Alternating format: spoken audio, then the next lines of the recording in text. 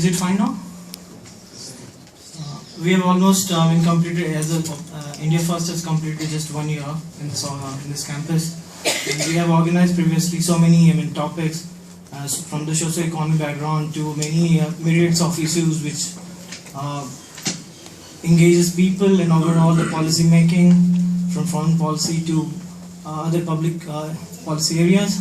Today it's very important thing that in a world where there's so many talks going on regarding the Ukrainian crisis, and there is very somber attitude or this approach from the Indian government, and so we thought that since there is no budge around even inside the campus in the country at large, and since we are approaching the general election, even then there is no budge about foreign policy thing. So we thought that we can organize this topic, and there are wonderful people here. The ex-ambassador to Russia is Mr. Prabhat Shukla, so he's here, and the wonderful person, perhaps the best person on Russia, Mr. Arun Mohanty, Prof. Arun Mohanty from SIS. Second best. Sorry for that. And then there is a very brief. I will tell about Ashwini sir. Everybody knows him, so I will try to give him the podium. That first to with Anirvan Gangli. He's the director of Chairperson Foundation, or he will introduce the Prabhat Shukla sir, and then this podium will hand over to Ashwini sir. He will preside over this, and then finally, and the last, you can shoot your questions directly, and then we will organize in the interactive mode. Thank you. Thank you so much. I come here not as much as a director of Dr. Shama Prasad Mukherjee Foundation, but more as one who has worked in Vivekananda International Foundation under Ambassador Prabhat Shukla.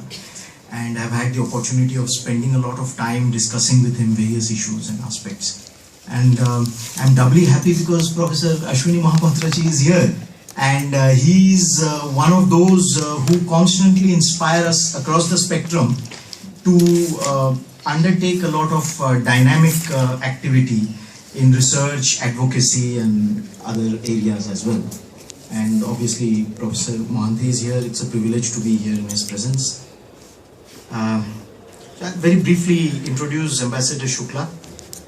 He is currently Joint Director of Vivekananda International Foundation, of which you have heard, which has made its mark in the last 5 years in the think tank world of India. And a good academic student, Ambassador Shukla finished his school and college education with honors and finished his masters at the well-known Delhi School of Economics. Following his masters, he joined the Indian Foreign Service in 1974.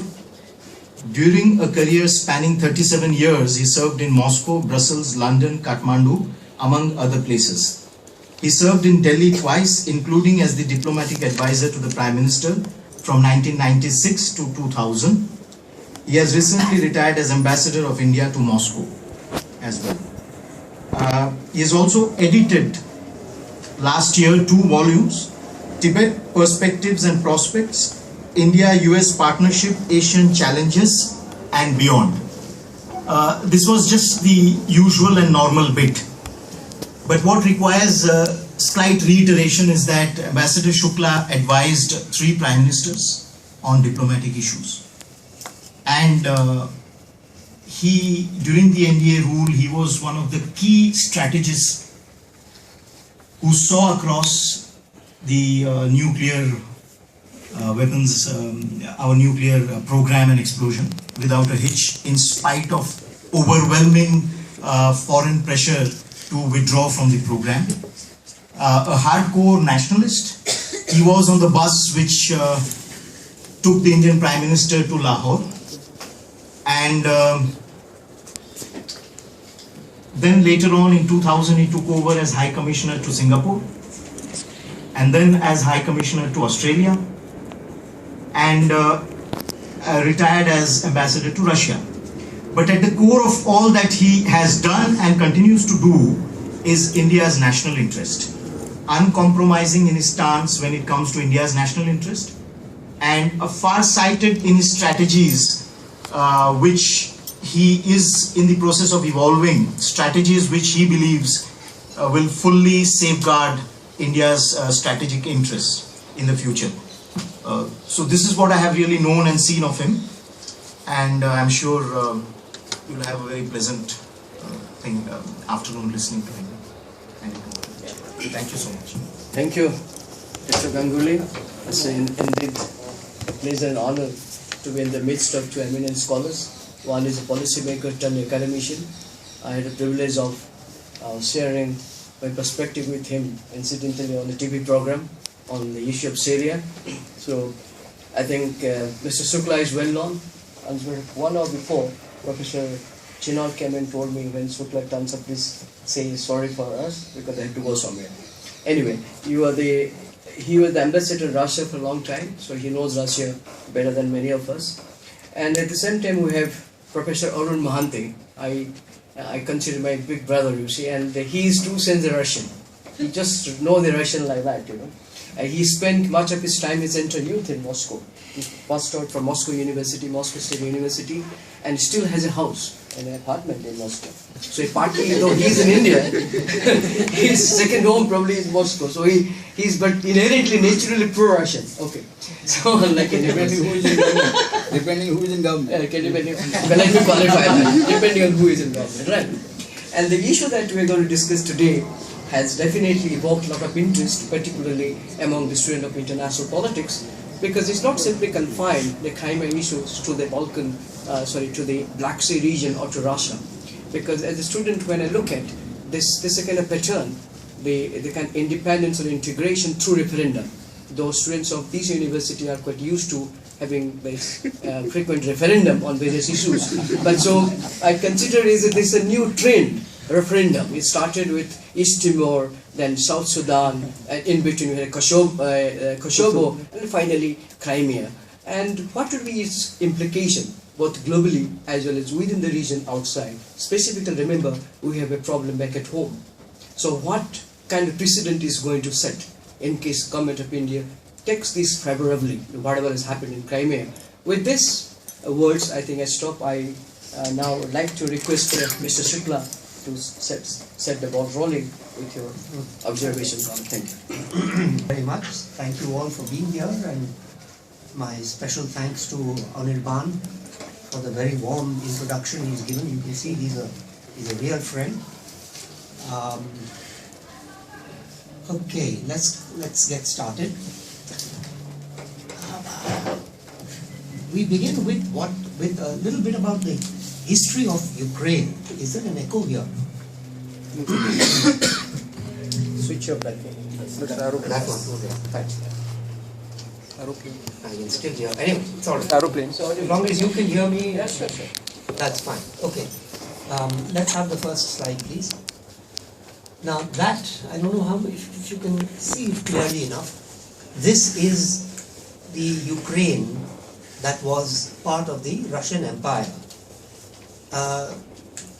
This isn't how it began. The beginnings go back to 1654, and gradually the Ukrainians and the Russians together spread west and south from the heartland, which was Kiev and Muscovy. The original, how much time do I have? So 40 minutes. Oh, okay. Leave some time for questions. So we have, sure. The original deal was struck by what was called the Getmanate of Ukraine. Getman is a Cossack term. The way they organized themselves, they had Getman, Hetman. And they had signed the first of the treaties with the Tsars of Russia. Tsar is the correct way they pronounce it, but let's say Tsar, yeah. And this was done in order to protect themselves from pressure from the West, which was the Kingdom of Lithuania, Poland, and from the south, where the Tartar Khanate, the Crimean Khanate, existed. So from one side the Catholics, from the other side the Muslims, these were the Orthodox. So they swore fealty to the Tsar, and remained loyal to it right through to the end. This was in 1654, and until the Bolshevik Revolution of 1917, they remained fiercely loyal with occasional lapses, occasional rebellions, but by and large loyal to the royal house of the Romanovs. Now, the important point to note here is that this, by the way, the word Ukraina simply means at the frontier, and this was simply an area that was designated as the frontier of the Russian Empire. It was not an organized national unit, and in today's Russia there is an area, they still have these names. Kuban is an area, Karelia is an area, or like in India you have Deccan, or in England you have the Merseyside. That's the kind of thing that Ukraine was until the Bolshevik Revolution. And this was a unit, the Tsarist Russia was a unitary state, and these were all governorates, gubernia they were called. Let's have the next slide, please. Yeah, here, this is more or less what I have just finished telling you. And I just mentioned here that Crimea was under the Taveria governorate. This is important because all that remains of that governorate is a football club. They still have a football club called Taveria. Next, please. Now, the three social elements that shored up the unity between Russia and Ukraine were, firstly, I just mentioned the role of the Orthodox Church. The Orthodox Church was among the first to drive the link with Russia. The second was the peasantry, and there were occasional rebellions from the peasantry also, but by and large you saw the growth of what later came to be called kulaks, the large farmers. And of course there were the Cossacks. So these were the three social pillars on which this unity really rested for the best part of 250 years. Next, please. Now, the October Revolution brought about a major change.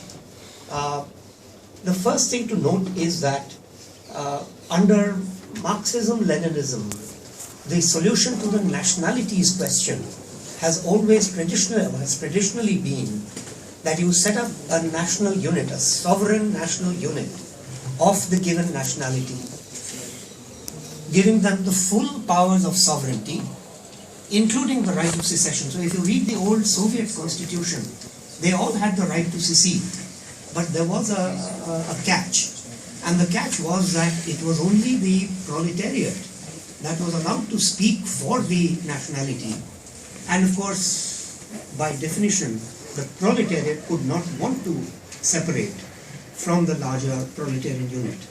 So there was a little circularity, but under that they were allowed full rights of a nation state. Gradually the borders also expanded. The most important, of course, was the Molotov-Ribbentrop Agreement of 1939, under which Ukraine expanded westwards, taking parts of the Polish Republic, and later on in 1954, to mark the 300th anniversary of the Treaty of 1654, it's called the Treaty of Peresyagl, they handed over, Khrushchev is said to have done this, handed over Crimea to the Ukraine. Now they all say Khrushchev did it, but in 1954 Khrushchev was not really the number one power. That came quite a lot later, and one has to conclude that it wasn't just a one person's decision, but that it involved the entire Politburo. So that is the Ukraine that existed on 31 December 1991, when the Soviet Union ceased to exist, and these countries, the constituent republics, emerged as independent states. Next, please. Here we are. Okay, this one we've done. Next, please. Now we come to the heart of the matter, the heart of the current dispute.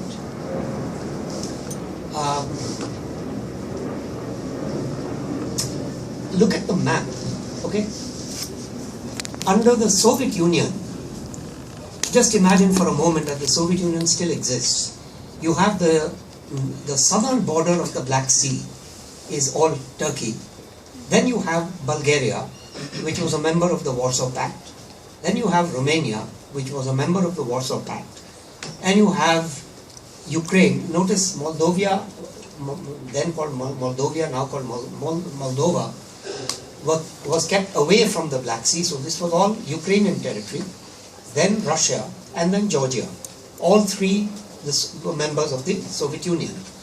So while the Soviet Union existed, the Black Sea really was Soviet dominated, although because of Turkey's membership of NATO and its control over the Black Sea Straits, the Turks don't like this term, but I'm going to use it anyway. If anyone objects, you can talk to me afterward. The Turkish control of the Black Sea Straits, Soviet control, Soviet domination was never complete. But the geography tells you how vital this was for the Soviet Union, for the Russians. And Crimea, of course, was the mistress of the Black Sea.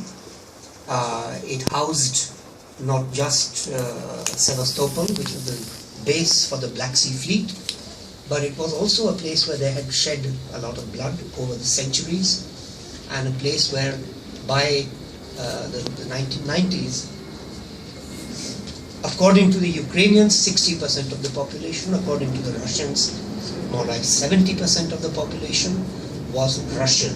Not Russian speakers, but Russians. The rest were Russian speakers. About 12 to 15% Crimean Tatars. Now, this is the point to note here, that the Black Sea is their only warm water port.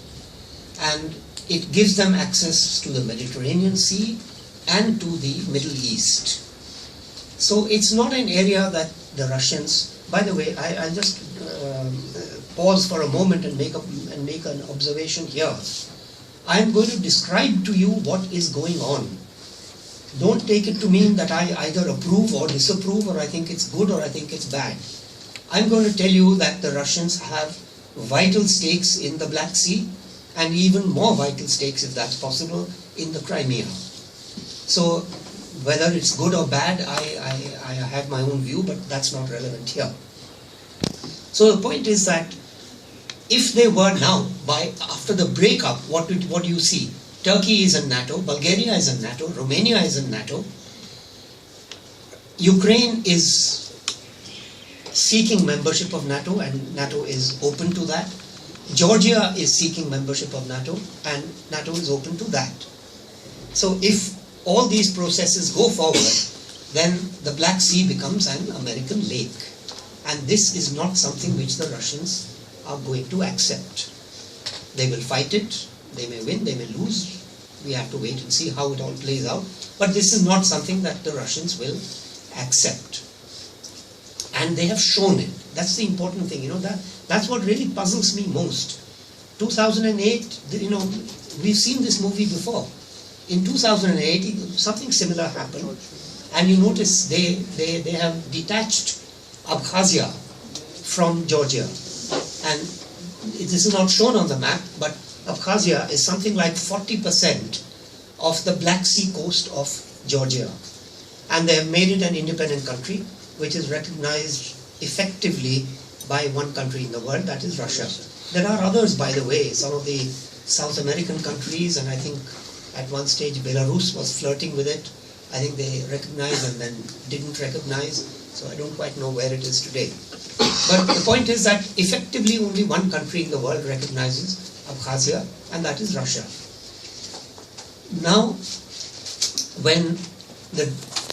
what exactly happened now this time round?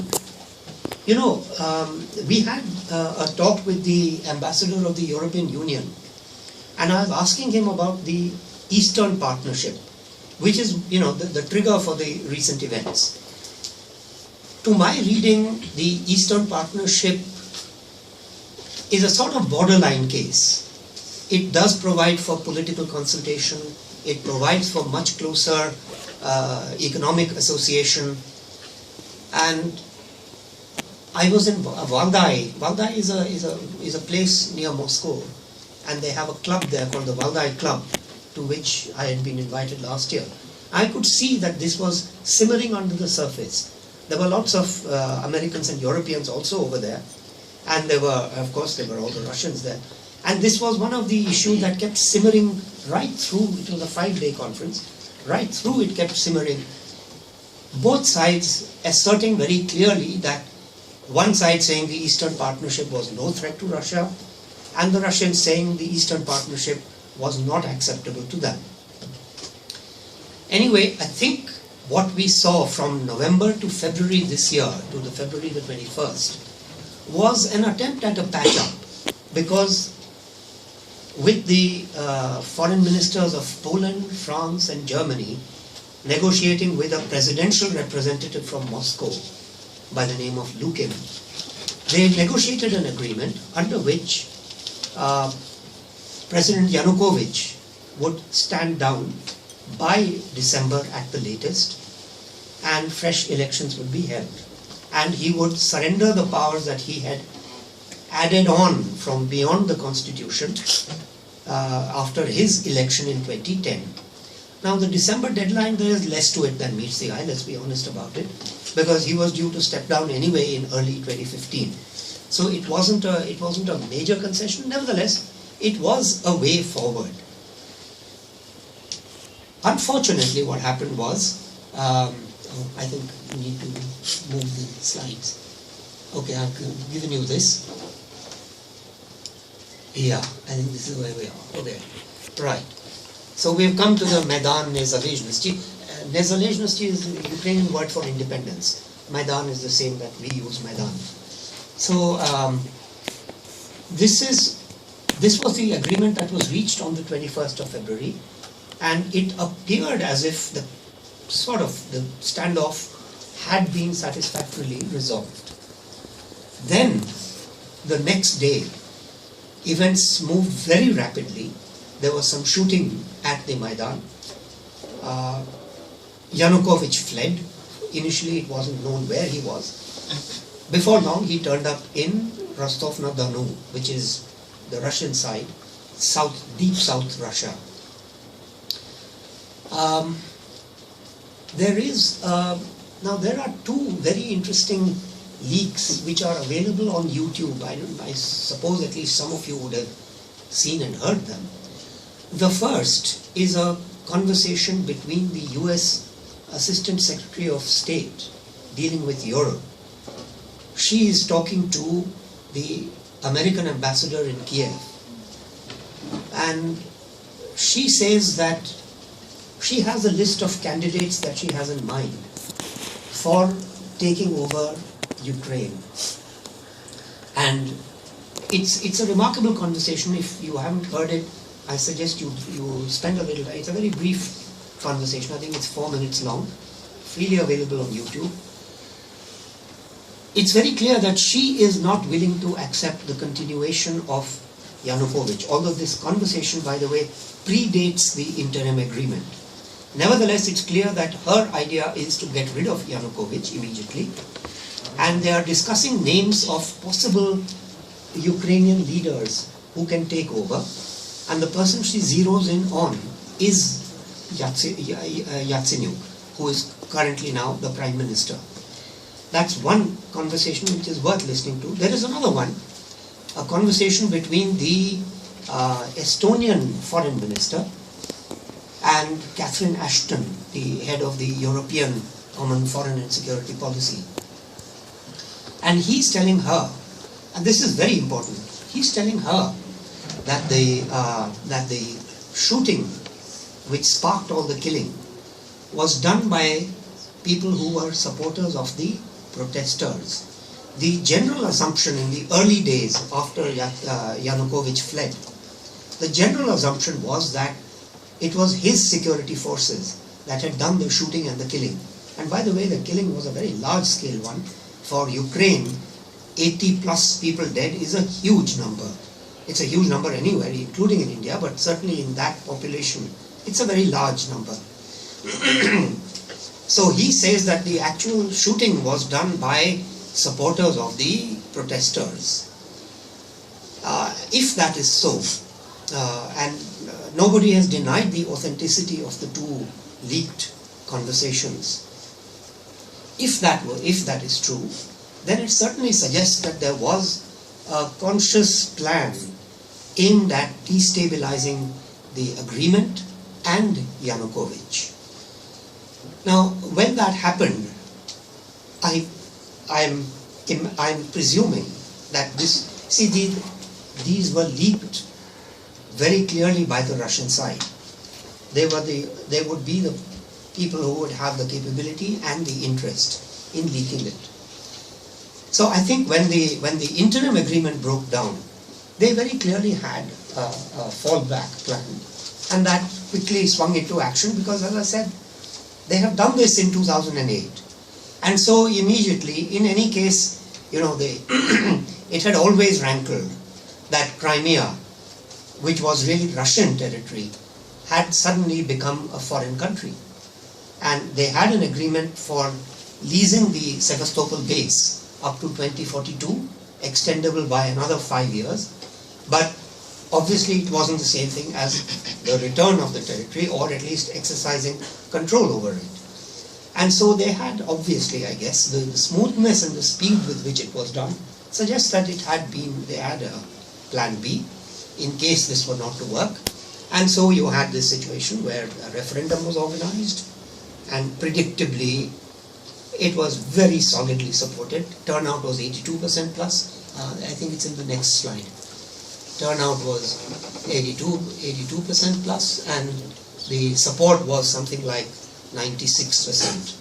So it's a huge endorsement, and given the stakes, no amount of pressure is going to work on the Russians. They have shown that in the case of Abkhazia and South Ossetia. They have also shown it in the case of the other frozen conflicts. These are called frozen conflicts in that part of the world. There is this. Next slide, please. I think I've mentioned the frozen conflicts, isn't it? Yeah. Transnistria, Nagorno-Karabakh. By the way, it is Nagorno-Karabakh, not Nagorno-Karabakh. Now, in all these places, it's very interesting. Look at these countries. The countries involved are Moldova. Nagorno-Karabakh covers Azerbaijan and Armenia. Then Georgia, and now, of course, Ukraine. These are all countries that are negotiating some sort of Eastern partnership with the EU. The one country that is not, although it has been invited, is Belarus. And Belarus is very clear that they attach total primacy to their relations with Russia. So they have no frozen conflicts, although I'll show you later on that there are ethnic groups everywhere. Now, in presenting to the Russian parliament the proposal to accept the result of the referendum and to accept the application of Crimea to join the Russian Federation, President Putin made a fairly lengthy speech. And in that, next slide please, this is where you have the ethnic Russian populations. Why? Okay, that's all right. Why this is important? Can you hear me? Okay. Why this is important is that in that speech that Putin delivered, he made two points. The first of them, which is relevant here, is that he makes it clear that Russian populations anywhere in the former Soviet Union have a claim on Russian protection. These are not his exact words, but this is the sense of what he said in his speech. In other words, that wherever there are these Russian populations, and you're hearing about Transnistria right now, I think it's a red herring, but let's wait upon events. That was one point that he made, and that's why it becomes important to see where the ethnic Russian populations are.